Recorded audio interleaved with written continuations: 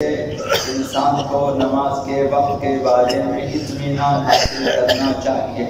جہاں بھی آپ نماز پڑھنا چاہتے ہیں، جس جگہ آپ نماز پڑھنا چاہتے ہیں، واجب ہے، یہ لازم ہے ہمارے اوپر کہ وقت کے بارے میں تحقیق کریں۔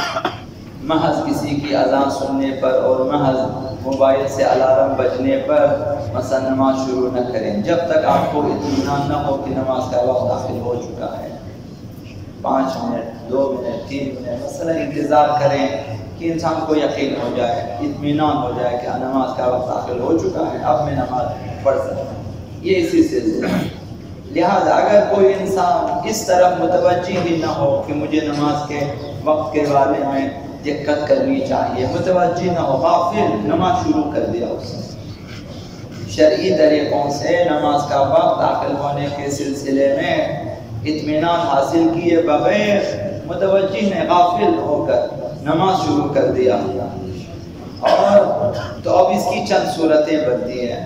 پہلی صورت یہ ہے کہ نماز ختم کی اور اس کے بعد یہ اسے پتہ چلا پوری نماز میں نے وقت کے اندر ہی پڑھی ہے، بعد میں پتہ چلا اسے جب میں نماز شروع کی تھی نماز کا وقت داخل ہو چکا تھا اور پوری نماز، اس وقت وہ نماز اس کی صحیح ہے، غفلت میں شروع کیا تھا لیکن بعد میں پتہ چلا کہ وقت کے اندر میری نماز ہو چکی ہے، وہ نماز اس کی صحیح ہے۔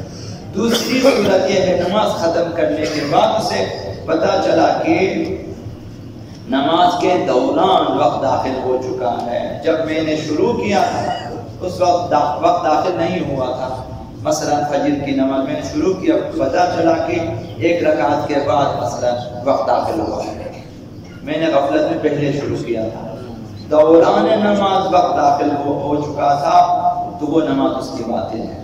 اب اس نماز کو دوبارہ پڑھیں اگر وقت موجود ہو، اگر وہ ختم ہو چکا ہو تو اس کی قضا بنا ہے۔ تیسری صورت یہ ہے کہ نماز کے درمیان اسے پتہ چلا کہ ابھی تک وقت داخل نہیں ہوا، نماز شروع کیا، نماز پڑھ رہا ہے، وہ پتہ چلا کہ نماز کا وقت داخل نہیں ہوا ہے، کسی بھی طریقے سے پتہ چلا کہ وقت داخل نہیں ہوا، وہ نماز اس کی باطل ہے، اسے چھوڑ دیں، انتظار کریں کہ وقت داخل ہو جائے، دوبارہ سے نماز پڑھیں۔ یہ تیسری صورت۔ چوتھی، یہ تمام باتیں اس سلسلے میں ہیں کہ واجبات کو اہمیت دینا چاہیے، خصوصاً نماز کو اہمیت دیں، وقت نماز کی اتنی اہمیت ہے کہ آپ کو دقت ہے، ورنہ اتنی ساری شقیں احکامات کی بنتی جاتی ہیں اور ہم غافل ہیں، اور ہم نے پڑھ کے سمجھا کہ اب ہم جو ہے بلوغ خلاصی ہو چکی ہے، بلوغ خلاصی نہیں ہوئی ابھی تک، ذمہ دار ہے قیامت تک ہماری نمازیں، مرنے سے گھنٹہ پہلے بھی اگر پتہ چلے کچھ نمازیں میری باطل ہے دوبارہ پڑھنی چاہیے، مرنے کے بعد بھی پتہ چلے کچھ نمازیں باطل ہے پڑھنی چاہیے، قضا ہو، یعنی بلوغ خلاصی نہیں ہے، سبکدوشی نہیں ہے۔ یہ آقا امام باقر علیہ السلام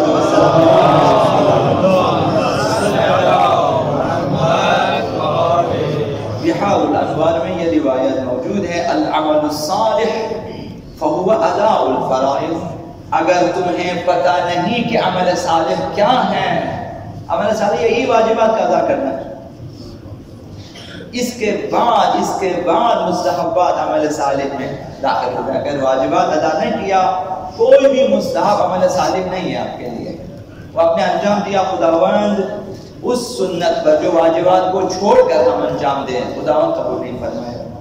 تو عمل صالح یہی ادائے فرائض ہے۔ پورے قرآن میں 85 مرتبہ خداوند متعال نے عمل صالح کا ذکر کیا، مومنین سے کہا کہ عمل صالح انجام دے، 85 مرتبہ۔ تو یہ عمل صالح کی تفسیر ائمہ معصومین نے جو بیان کی وہ یہ کہ واجبات کو ادا کریں، یہ عمل صالح سر فہرست یہی ہے، واجبات انجام دیں، واجبات بہت ساری چیزیں واجب ہیں، حج و زکوٰۃ سے لے کر باقی امور سے لے ارحام سے لے کر مثلا واجبات۔ تو قرآن میں جس قدر مادی نعمتیں، معنوی نعمتیں، انسان کے لیے بشارتیں، اجر و پاداش، ثواب بیان ہوا ہے، یہ صرف انہی 2 چیزوں کے لیے ہے، انجام واجبات کے لیے اور ترک محرمات کے لیے ہے، یہ تمام پاداش ان کے لیے ہے، باقی ان کے بعد ہے، مستحبات کی باری اس وقت آتی ہے۔ جب آپ اصل واجب کو انجام دیں. بس اللہ کے نزدیک واجبات کی انجام دہی اور ترک محرمات سے زیادہ کوئی چیز اہم نہیں ہے فروع دین میں. سب سے اہم خدا متعال کے نزدیک یہی ہے کہ واجبات الہیہ کو انجام دیں، محرمات الہیہ سے پرہیز کریں. تو آخر میں آقا امیر المؤمنین علی بن ابی طالب علیہ السلام اس سلسلے میں کہ تمام اعضاء و جوارح جو انسان کے بدن پہ ہے، جو انسان میں موجود ہیں، تمام اعضاء و سب کے لیے خدا متعال نے فرائض مقرر کیے ہوئے ہیں.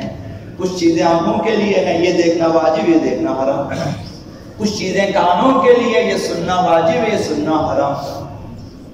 قرآن کے سلسلے میں فرمایا کہ اذا قرئ القرآن جو ہے جب قرآن پڑھا جائے تو خاموش رہا کرو اور سنا کرو غور سے. مثلا یہ قرآن کے بارے میں اسی طرح سے 5 چیزیں گواہوں کے لیے سننا واجب ہے اور قاضی کے لیے گواہوں کی بات سننا واجب ہے. 5 چیزیں سننا واجب ہے، 5 چیزیں سننا حرام ہے. غیبت سننا، تہمت سننا اور جو ہیں لہو و لعب کی باتیں سننا مثلا. تو اسی طرح ہاتھوں کے لیے کچھ چیزیں واجب ہیں کہ وضو ہونا چاہیے، عبادت ہونا وغیرہ وغیرہ. کہا فرمایا کہ ان اللہ فرض علی جوارح کلھا فرائض. خدا متعال نے تمہارے تمام اعضاء و جوارح پہ کچھ نہ کچھ واجبات فرض کیے ہیں. یحتج بہا علیک یوم القیامہ، قیامت کے دن تم سے سوال کرے گا انہی تمام اعضاء و جوارح کے بارے میں. آنکھوں کے بارے میں، کانوں کے بارے میں، پیروں کے بارے میں. کچھ چیزیں جو واجب ہیں، چلنا ان کے اوپر واجب کیا ہے، ہاتھوں سے کچھ واجب ہے، آنکھوں کے لیے، دل کے لیے. مثلا کسی کے بارے میں بدخواہی حرام ہے، مثلا یہ چیزیں. تو یہ تمام اعضاء و جوارح انسان کے پاس ہے، ان پہ فرائض ہے اور ان کی ذمہ داری خود انسان کو سونپی ہے. قیامت کے دن خداوند احتجاج فرمائے گا کہ ان آنکھوں کو کیوں دیکھنے دیا اور ان کانوں کیوں سننے دیا تو نے، یہ چیزیں کیوں اپنے پیروں کو چلنے دیا گناہ کی طرف مثلا. یہ تو واجبات صرف یہ نماز و روزے کی حد تک نہیں ہے، تمام ہے. اعضاء و جوارح پہ کچھ چیزیں واجب ہے، انسان کی ذمہ داری ہے کہ انہیں جو ہے انہی حدود میں رکھیں، واجبات کی طرف لے آئیں، محرمات کی طرف جانے نہ دیں، مستحبات کی طرف اگر آ جائیں تو لے آئیں، مکروہات کی طرف اگر ہو سکے تو نہ جانے دیں وغیرہ. یہ انسان کی ذمہ داری ہوتی ہے، قیامت کے دن انسان سے پوچھا جائے گا. اللہ